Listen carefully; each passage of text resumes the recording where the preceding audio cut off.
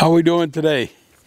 I'd like to show you the Gooseman game call deer call, and what separates this from other calls is the wood. What we use primarily is cocobolo. There's also a couple different other tropical hardwoods we use.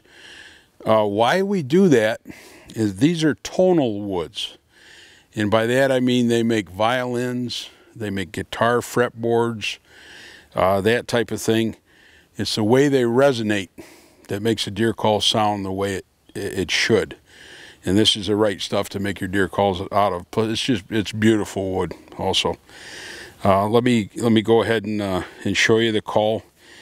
What we have is a 5-point slide in here, and we're going to zoom in later to show you a little bit better. But we have your lost fawn, which is very simple. It's a little puff of air, very light air.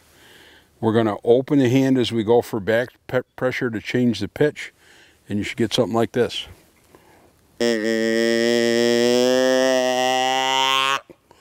That'll eliminate your need for a bleak can, which those things are made out of cardboard. You get them wet, you can throw them away. This will blow just fine in the rain. You've got your small doe, which will work from the beginning of bow right to the end of gun season. Really shines post rut. A lot of guys will think, well, I don't need a deer call because I don't bow hunt. Well, they shed antlers, not ears. It works fine in gun season, but we don't run it as frequent in gun season. And what you want is two spaced blats like this.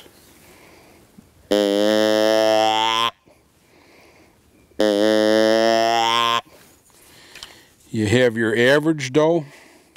This is your immature buck.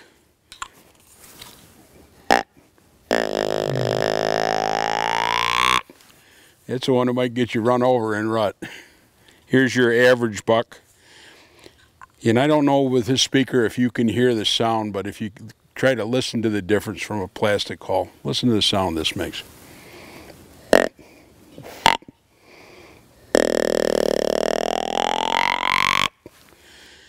You can open this tube and you have one of your big-bodied Midwest bucks.